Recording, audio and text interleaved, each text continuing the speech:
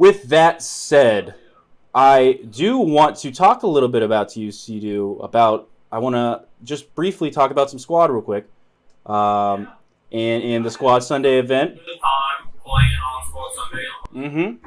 It was just me and Calzax was Scrabble playing, but it was a real good time, man. And I can only imagine how better it would be with hell people, Mm-hmm. Well, and obviously in squad, you can have squad sizes up to 9, teams up to 50, and servers up to 100.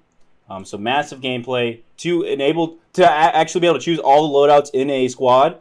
You have to have enough people to unlock each loadout. So if you only have 2 people in your squad, you're not gonna be able to choose many different choices. But if you have got 6 to 8 people in your squad, you can choose marksman, anti-tank, grenadier, engineer, combat, or medic, leader, crewman, pilot. It goes on and on, So yeah, so like I said, guys, hop in that Discord. We want to get as big of squads as possible. We're gonna have so much fun. But I do want to talk about something that's really interesting to me about Squad, and that is just the vast amount of ways you can play the game, right? When somebody thinks of Squad, if you know the Squad game, we have videos up about this game, so if you don't know much about it, please check that out. Squad the game. When people think about it, it is an FPS game, and you think about maybe something like Battlefield or something like that, right? But you can choose to go the infantry route and play like your general FPS, but you don't have to. You can literally never fire a rifle. You can choose an unarmed class if you want, and you could just drive the Logi trucks, which are what resupply all the bases, fire mortars, be a mortar team, and then you could just build defensible FOBs, which FOBs are the bases that you spawn at. You can literally put sandbags, barbed wire, turrets, mortars, all kinds of stuff. Somebody has to build all these. It's literally like Warfare Minecraft or something. And all of these things are necessary to lead your team to victory, because if your base runs out of ammo and you're not your main base, you have a main base and you have these little FOBs. If those things run out of ammo or supplies, construction supplies, things like that, people spawning in there are low-key screwed because you hardly spawn with any of your supplies. And so somebody's got to keep the soldiers resupplied. I can tell you without a doubt, the mortars are deadly. You get a mortar strike on your location, it is so tough, dude. So it is very important to have a mortar team that knows what they're doing.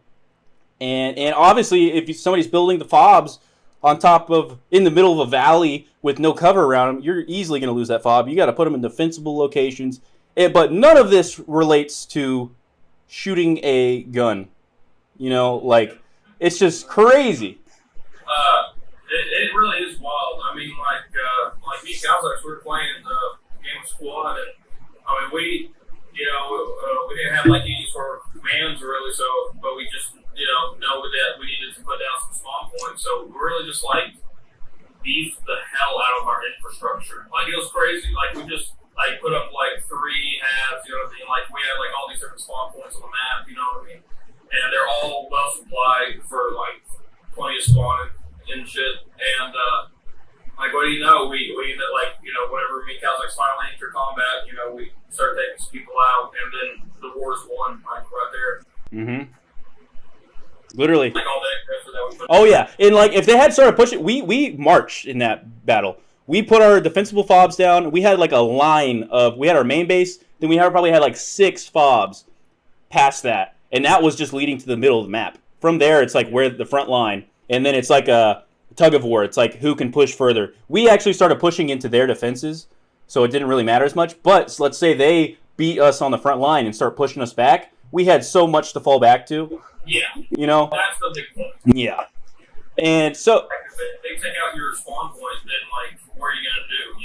Exactly. That's why you have to set up a whole bunch of halves. If you want to really have a good chance of just destroying the other team. And I guess that is basically the question. I was going to ask specifically, how effective do you think good mortaring and defensive FOBs are to help win? So I guess we talked about how important defensive FOBs are. I guess you want to touch on some of the mortaring and stuff too, and how important they are. I've been on both ends of the mortars in the actual game, and let me tell you, whenever it's coming down on you, it ain't pretty, man, and it's loud, and it sounds like they're shooting a million of them things, man.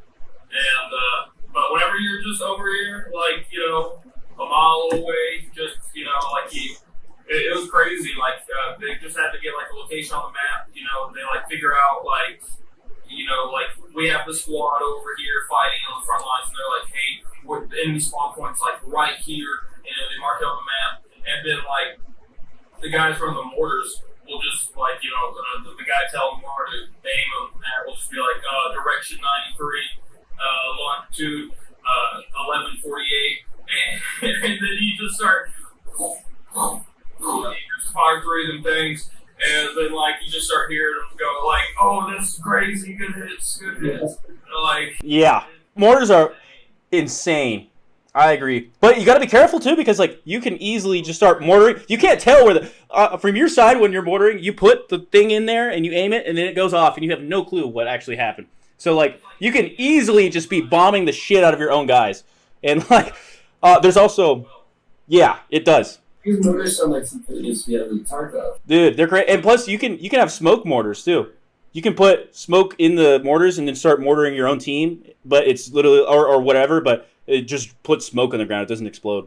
You can't hit anybody in the head. Yeah. Yeah. You know, hey, so some people got to go down. Risk and reward, right? Yeah, helmets, it'll be good. It'll be good. But very interesting game, and then I like to touch on what Lennon's been doing. Another thing, like that you could like literally to how many play styles you can have in this game. Combat medic, for example, you can literally like, of course, if you're a combat medic, you're gonna have to still shoot a gun and stuff from time to time. But like literally, you'll go into a battle or something, come up from behind as medic, and you'll just see like your team decimated at times. You see like 10 people that need to revive, and you're like, oh my god, and you just start crawling around like bandaging up everybody, and it's just like so necessary to have somebody who heals your guys up and stuff.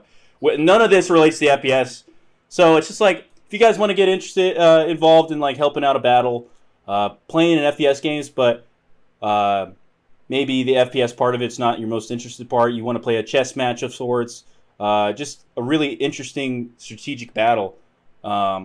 Definitely check it out and maybe try something like that. Logi trucks, mortars, defensive fobs, medic, things like that. If you love the FPS side of things, you can still absolutely do that. You can go in with an AR. You can go with automatic machine gun. You can go grenadier. You can go tanks. I mean, tanks are a whole other side of things. I didn't even mention that. You can just drive tanks around, and those things are so effective. And like somebody's got to drive the tank, you know, like. So anyway, yeah, it's just insane. It's just insane. Tank, man, like whoever's getting those kills on tank, like. Oh yeah, for sure. You have like a spotter, you have a mm-hmm. and then you have like a guy manning the gun. Like, oh man. Well, and it really just a big old teamwork effort. Absolutely. And in general, I would say like the first step is spotting people in that game. Binoculars. I don't have binoculars out about half the damn game. Like honestly, because I usually don't have a scope on my gun, and it's impossible. Like I just sitting there like, where are these dudes at? You know, and then I'll call out to my squad leader to mark them and stuff. But yeah, crazy stuff. I really love that game. We're going to be talking more about it. Obviously, join the Discord, Squad Sundays. We're going to be getting some big battles going on.